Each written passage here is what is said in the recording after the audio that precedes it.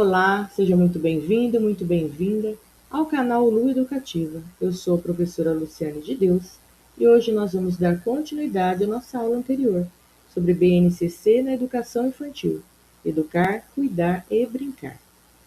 No vídeo de hoje nós vamos falar sobre um tema fundamental na educação infantil, que é o campo de experiências, o eu, o outro e o nós, previsto na BNCC e principalmente sobre como o professor pode trabalhar esse campo na prática em sala de aula. Então, se você é professor, professora, estudante de pedagogia ou se interessa, pelo campo da educação infantil, fique comigo até o final, para você não perder nada, tá bom? Nós vamos dar uma lembrada sobre o que é a BNCC, que foi o tema da nossa aula passada. A Base Nacional Comum Curricular, ou BNCC, é um documento que orienta o trabalho pedagógico em todo o Brasil. Na educação infantil, ela não trabalha com disciplinas, mas com direitos de aprendizagem e campos de experiências, respeitando a criança como um sujeito ativo que aprende nas interações e nas brincadeiras. Ou seja, a BNCC é um documento que norteia o trabalho do profissional que lida com a educação infantil. A apresentação dos campos de experiências. A BNCC organiza a educação infantil em 5 campos de experiências, que são o eu, o outro e o nós, corpo, gestos e movimentos, traços, sons, cores e formas, escuta, fala, pensamento e imaginação, espaços, tempos, quantidades, relações e transformações. E hoje nós vamos focar no primeiro deles, que é o eu, o outro e o nós. Um campo que está diretamente ligado às relações, à convivência e à construção da identidade da criança. Falando sobre o eu. Quando falamos do eu, estamos falando da identidade da criança. É nesse momento que ela começa a se reconhecer, saber seu nome, identificar seu corpo, perceber seus gestos, suas emoções, seus gostos, sua história. Atividades simples como olhar-se no espelho, desenhar a si mesma, falar sobre a família ou expressar sentimentos já trabalham fortemente esse aspecto, Ou seja, é quando a criança ela se vê como uma pessoa, não como uma ligação, uma extensão dela e da mãe, Quando a criança nasce, ela é bem pequenininha, ela tem essa extensão dela e da mãe. Ela acha que é é como se ela e a mãe fossem uma só pessoa. A partir do momento que ela começa a ter esse entendimento de que ela não é, que a mãe é uma pessoa e ela é outra, quando ela começa a se identificar como um sujeito, uma pessoa, como indivíduo mesmo, é essa parte, da identificação do eu, como pessoa. Falando sobre o outro. Já o outro envolve aprender a conviver com pessoas diferentes. A criança aprende que o colega tem vontades, sentimentos e necessidades diferentes das suas, Ela percebe que não é só ela, Não existe só ela no mundo, mas ela começa a dar atenção para a relação com os outros, Com as pessoas próximas a ela, que são os coleguinhas, que são os professores, a família, os irmãos, se ela tiver, Brincadeiras em dupla, jogos cooperativos e histórias sobre amizade são ótimas estratégias para desenvolver empatia, respeito e escuta. É o momento da criança perceber que ela também precisa respeitar, ter empatia e atenção ao outro, que não são só os desejos dela, não são só as emoções dela, os gostos dela que predominam. Ela precisa, a outra pessoa também tem gostos, também tem vontades, também tem as suas necessidades, e ela precisa respeitar, o limite ali, do que ela pode e do que o outro pode, do que ela quer do que o outro quer, não é verdade? Então, ela, nesse momento, ela precisa dar atenção ao outro. Falando sobre o nós. O nós representa o grupo, a coletividade. Aqui a criança aprende que ela faz parte de uma turma, de uma comunidade, de uma família, e que existem regras para que todos convivam bem, não é verdade? Precisa haver os combinados dentro da sua casa, dentro da sua família, os combinados na escola, na sua turma, na comunidade que ela está inserida, para que possa haver harmonia, né, em relação a todos. Construir combinados junto com as crianças, cuidar do ambiente, realizar atividades em grupos, são exemplos claros desse trabalho. Por isso é importante combinar, né, fazer os combinados com as crianças. O que elas podem, o que não pode, para elas construírem junto esses combinados, é muito importante. Assim ela vai respeitar o outro e os outros, né?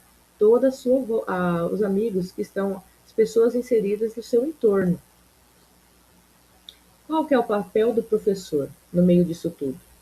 O professor deve mediar conflitos com diálogos, criar ambientes acolhedores, valorizar a diversidade, estimular a participação de todos, ser exemplo de respeito e empatia. O professor é mediador das relações sociais, né? Tem como papel fundamental nesse campo de experiências, né? Ele tem um papel fundamental nesse campo de experiências.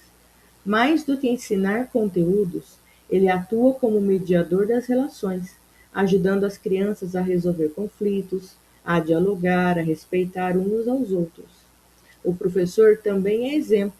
A forma como ele fala, escuta e respeita influencia diretamente as crianças.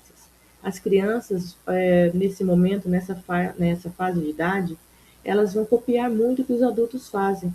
Por isso que os adultos precisam tomar muita atenção, né? Cuidado com o que eles fazem, com o que eles falam, como é que eles agem, porque eles são exemplo para as crianças, né? As crianças imitam o professor, imitam os pais.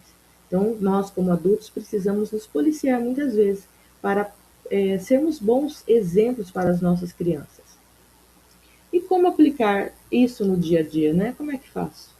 É importante lembrar que o campo, o eu, o outro e o nós não acontece em uma aula específica, né? Não existe uma aula para, olha, nós vamos trabalhar hoje o eu, o outro e o nós. Isso não existe. Ele está presente na rotina, nas brincadeiras, nos conflitos, nas rodas de conversa e nas interações do dia a dia. Faz parte do dia a dia da criança, não é? Ela vai ter que aprender a lidar com ela mesma, com suas próprias emoções, com as suas próprias atitudes, a lidar com o outro, com o coleguinha, com o primo, com o irmão e com os outros, né? Com toda a comunidade. Cada momento vivido na escola é uma oportunidade de aprendizagem social. Por isso que é bom que a criança vá para a escola desde cedo. Ela aprende a conviver com os outros, ela aprende a dividir o material, dividir a atenção da professora com os amigos, com os alunos, não é? Então, ela aprende a ser mais sociável na escola. E agora nós vamos ver como é que se dá essa avaliação na educação infantil. Como é que o professor avalia esse campo de experiência? Na educação infantil, na educação infantil, a avaliação acontece por meio da observação. O professor observa como a criança se relaciona, como expressa seus sentimentos, como lida com o outro e registra esse processo, não é? Primeiro ele observa, ele faz o registro, depois ele faz o seu relatório, em cima daquilo que ele observou. Não se avalia o resultado final, mas o desenvolvimento da criança ao longo do tempo, né?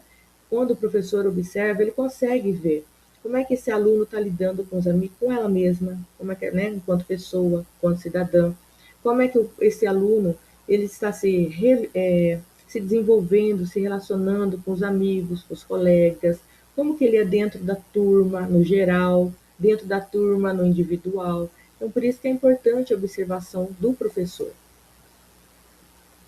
A avaliação acontece por meio de, né? Depois que ele observou, ele pode fazer o quê? Né? A observação, os registros, que é muito importante fazer, os relatos, né? Através dos relatórios, ele pode fazer uso de fotografias, de portfólios, tudo isso.